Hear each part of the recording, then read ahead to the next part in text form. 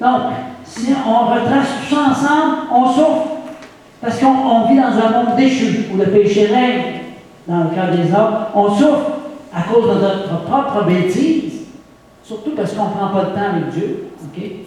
On souffre aussi parce que Dieu a des instructions. Donc, sois attentif. On souffre injustement pour éviter un plus grand mal. Et nous sommes parfois persécutés à cause de notre foi. C'est évident que ces causes-là ne sont pas toutes en même temps, parce que là, on arracherait solide. La souffrance n'est pas toujours le produit de notre propre bêtise ou de douleur qu'on se causerait à nous-mêmes ou du péché. Toutefois, la souffrance révèle toujours un besoin, une faiblesse, une mauvaise attitude qui a besoin d'être éliminée, comme les impuretés dans le processus du raffinement de l'âme.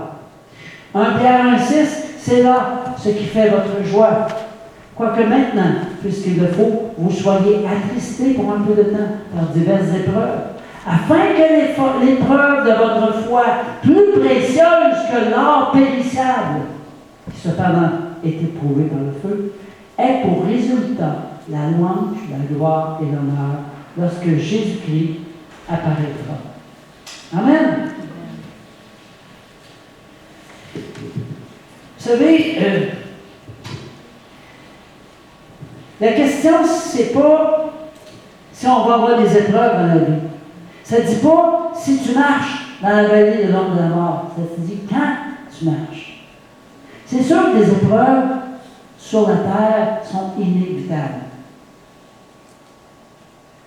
Mais il s'agit de notre réaction aux épreuves dans la vie. Comment est-ce que je réagis à l'épreuve?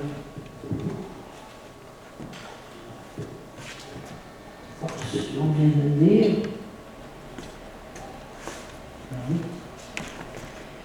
Jacques 1,4 nous dit, mais il faut que la patience accomplisse parfaitement son œuvre afin que vous soyez parfaits et accomplis sans faillir en rien.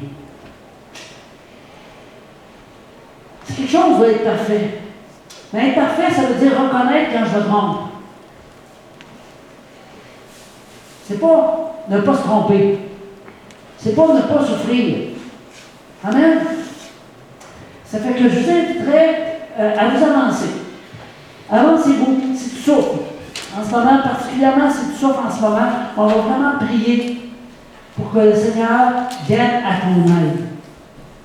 Ce n'est pas des êtres humains qui vont venir. Peut-être que Dieu va utiliser des êtres humains pour te venir en aide.